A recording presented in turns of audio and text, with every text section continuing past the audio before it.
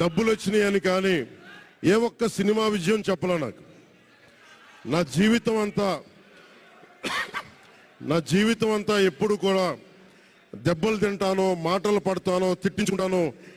నేను ఎంత ఎదిగా నాకే తెలియదు. మీ గుండెల్లో ఈ రోజు నన్ను తీసుకొచ్చి 21 గెలిచే వరకు నాకే తెలియదు.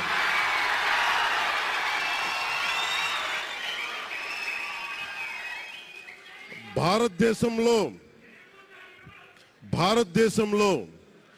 100కి 100% కొట్టామంటే జనసేన.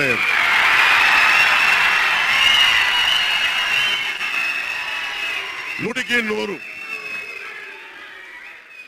ఇది ఎందుకు ఈ విజయం జనసేన లేదంటే జన సైనికుల్లో, వీర మహిళల్లో, జనసేన నాయకులది కాదు, కేవలం వారిదే కాదు, 5 కోట్ల మంది ప్రజల ఆకాంక్షదే. మార్పు కావాలి.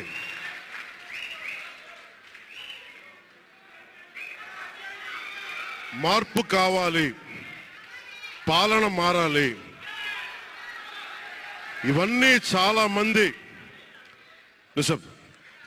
మంది కోట్లాది మంది ప్రజల ఆకాంక్ష. ఈరోజు ప్రజల తీర్పు.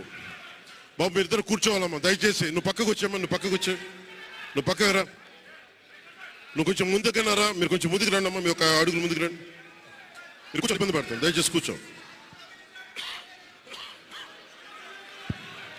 దయచేసి కూర్చోవాలయ్యా, మీరు కూర్చోవాలి. మీరు మొత్తం సభ ఆపేస్తున్నారు. మీరు సాగర్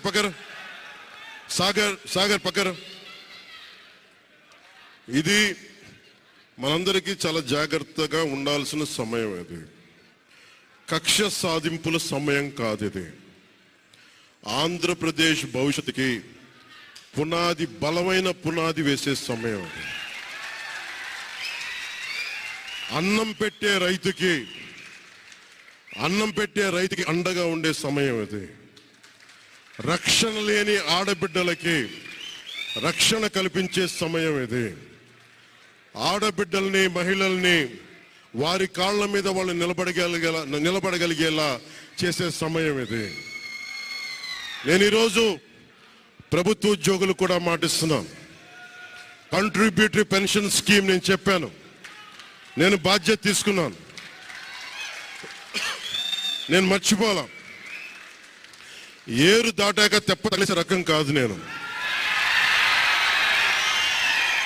కాంట్రిబ్యూటరీ పెన్షన్ స్కీమ్ దానికి సరి సమానంగా అది కానీ మీకు న్యాయం వచ్చేలాగా సంవత్సరం లోపు తీసుకొస్తాను అని మాట ఇచ్చాం.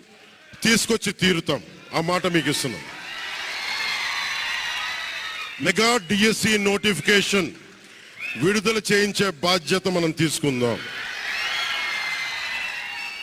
యువత విలవిల్లాడిపోతా ఉన్నారు, యువత నలిగిపోతా ఉన్నారు.